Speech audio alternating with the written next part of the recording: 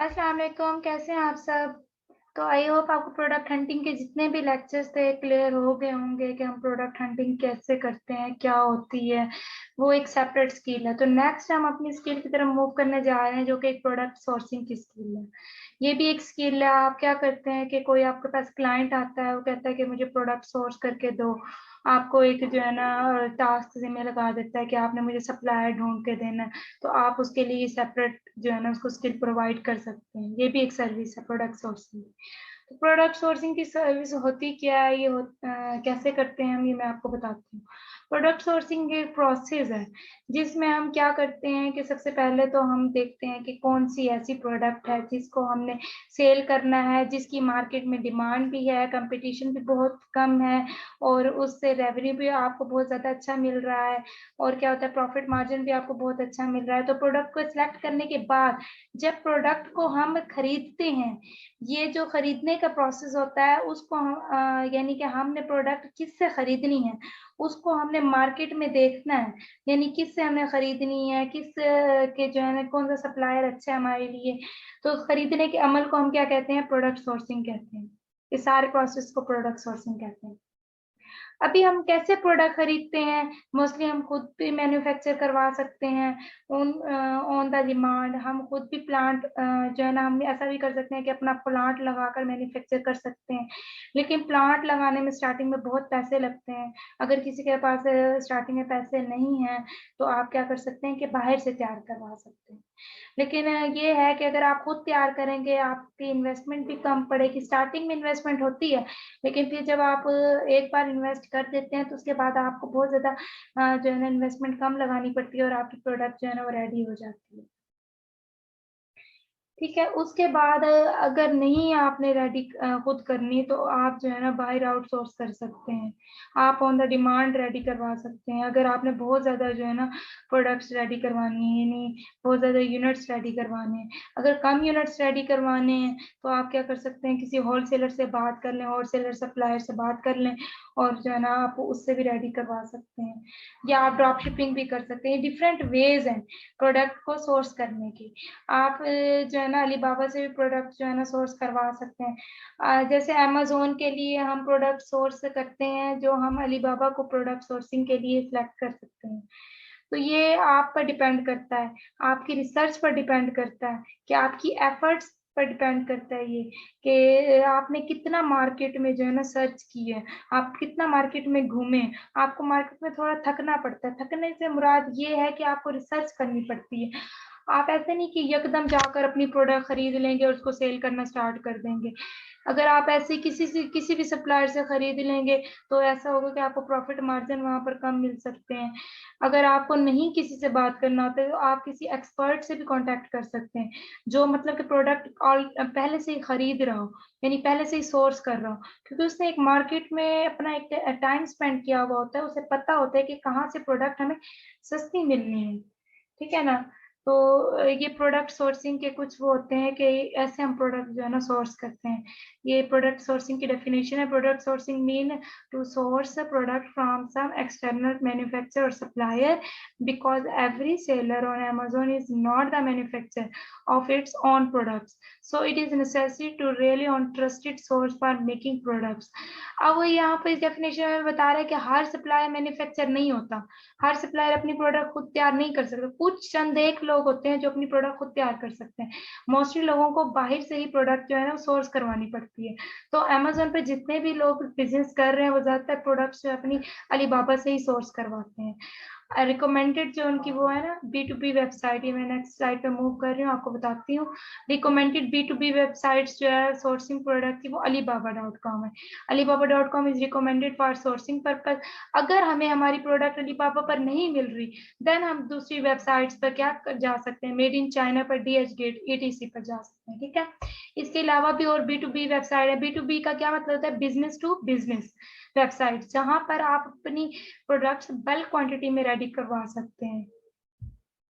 ये और वेबसाइट्स हैं, यहाँ से भी आप अपनी प्रोडक्ट रेडी करवा सकते हैं अगर आपको अलीबाबा से अपनी रिकमेंडेड प्रोडक्ट नहीं मिल रही।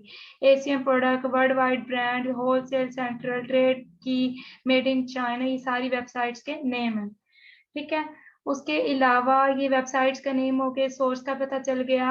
अब आपने नेक्स्ट पे मूव करना है कि how to choose best supplier on Alibaba, यानी अलीबाबा पर आप अपना बेस्ट सप्लायर कैसे चूज करते हैं। ठीक है, तो सबसे पहले मैं आपको ये मैं आपको सब कुछ प्रैक्टिकल भी करके दिखाती हूँ कि हमारे पास क्या बेस्ट सप्लायर को चूज करने के लिए कौन कौन सा क्राइटेरिया है। अगर ये सारे क्राइटेरिया हमारे पास हमारे एक सप्लायर पे फुलफिल होते हैं तो इट मीन्स कि वो हमारे पास बेस्ट सप्लायर है। तो हम जाते हैं अलीबाबा पर। अभी अलीबाबा पर हम जाएंगे, वहां पर हम अपना मेन कीवर्ड लिखेंगे, यानी अपना प्रोडक्ट का नेम लिखेंगे जो हमने सोर्स करवानी है। गार्लिक प्रेस लिख देते हैं। अब गार्लिक प्रेस को जितने भी मैन्युफैक्चर, जितने भी सेलर्स जो हैं यहाँ पर इस प्लेटफॉर्म पर बैठकर रेडी कर रहे हैं, वो सब हमारे पास आ जाएंगे। अब हमने क्या जज करना है, हमने ये जज करना है क्या ये हमारे क्राइटेरिया पे फुलफिल हो रहे हैं। हमारा क्राइटेरिया क्या था कि वेरीफाइड सप्लायर हो। वेरीफाइड सप्लायर कौन सा होता है, जो ट्रस्टेड सप्लायर होता है। इट मींस कि अमेजोन, वो अलीबाबा जो है ना, वो उस पर ट्रस्ट करता है और उसे एक बैज दे देता है जिसे वेरीफाइड सप्लायर का बैज कहते हैं। तो फिर अमेजोन ये हर सेलर को नहीं देता, ये सिर्फ उन सेलर्स को देता है जिस पर अमेजोन ट्रस्ट करता है। अब देखें, इसे भी वेरीफाइड सप्लायर का बैज मिला हुआ है, इसे भी मिला हुआ है। और नीचे चले जाते हैं, अब देखें इसे नहीं मिला हुआ। इट मीन्स के इससे इस पर अमेजोन अलीबाबा का ट्रस्ट नहीं है। देखिए, इससे भी वेरीफाइड का सप्लायर का बैज मिला हुआ है, इससे भी मिला हुआ है। तो हमारा फर्स्ट क्राइटेरिया वो फुलफिल हो गया। सेकंड क्राइटेरिया में हमारे पास क्या था, सेकंड क्राइटेरिया में ये था कि जो है ना, ट्रेड एश्योरेंस। ट्रेड एश्योरेंस क्या होता है, इसमें अलीबाबा जो है ना, हमारा एक थर्ड पार्टी के तौर पे हमारा जामिन बन जाता है। हमारे और सप्लायर के दरमियान अलीबाबा थर्ड पार्टी जामिन होता है। वो क्या कि हम जब भी पेमेंट देते हैं अपने मैन्युफैक्चर को, अलीबाबा अपने पास रख लेता है। वो उस टाइम तक मैन्युफैक्चर या सेलर को नहीं देता जब तक हमारी प्रोडक्ट हमें नहीं मिल जाती, हमें हमारे वेयर हाउस में नहीं मिल जाती और हम उसको चेक नहीं कर लेते, हम उस प्रोडक्ट से सेटिस्फाई नहीं हो जाते। जब हम प्रोडक्ट से सेटिस्फाई हो जाएंगे तो अलीबाबा के पास जो हमने पेमेंट दी थी, जो पेमेंट सेंड की थी, वो मैन्युफैक्चर को सेंड कर देगा। तो दूसरा हमारा क्राइटेरिया ये है कि जिसके पास ट्रेड एश्योरेंस का बैज होगा, हम उसी सप्लायर से कांटेक्ट करेंगे। ये देखें, ट्रेड एश्योरेंस का बैज है इसके पास, इसके पास भी ट्रेड इंश्योरेंस का बैज है, ये देखें। अच्छा, थर्ड क्राइटेरिया हमारे पास क्या है।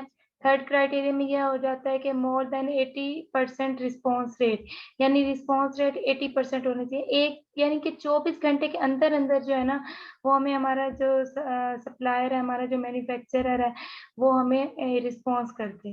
तो इस सप्लायर का देख लेते हैं, इसका रिस्पॉन्स रेट यानी 4 घंटे के अंदर अंदर जो है ना, ये हमें रिस्पॉन्स कर देता है। और इसका जो है 100% जो है ना डिलीवरी टाइम रेट है, यानी बहुत अच्छा है। हम कहते हैं कि 85% से अबव हो डिलीवरी टाइम रेट। यानी अगर कि इसने 15 दिन का टाइम दिया है कि 15 दिन में ये प्रोडक्ट रेडी करके है हमें हमारे वेयर हाउस में पहुंचा देगा, तो ये 15 दिन के अंदर ही पहुंच जाता है, ना एक दिन ऊपर होता है ना एक दिन नीचे होता है। इसका 100% ऑन टाइम डिलीवरी रेट है। ठीक है, उसके अलावा ये हमें क्या देता है, कस्टमर लोगो देता है, कस्टमर पैकेजिंग की फैसिलिटी देता है कि अगर हम 100 पीसेस लेते हैं ना, तो हमें ये फैसिलिटी भी दी जाती है, कस्टमर लोगो की और कस्टमर पैकेजिंग की।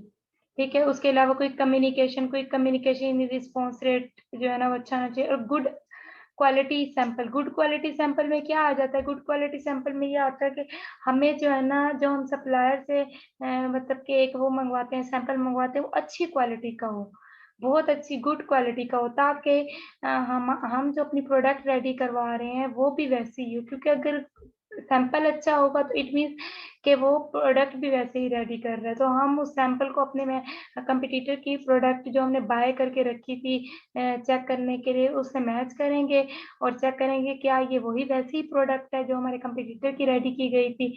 तो अगर वैसी प्रोडक्ट है तो हम उसमें मैन्युफैक्चर से बात कर लेंगे, उस सप्लायर से बात कर लेंगे और उसे निगोशिएट कर देंगे। तो आज का जो हमारा लेक्चर था वो सिर्फ क्राइटेरिया पे था कि क्या क्या क्राइटेरिया होता है एक बेस्ट सप्लायर को चूज करने का।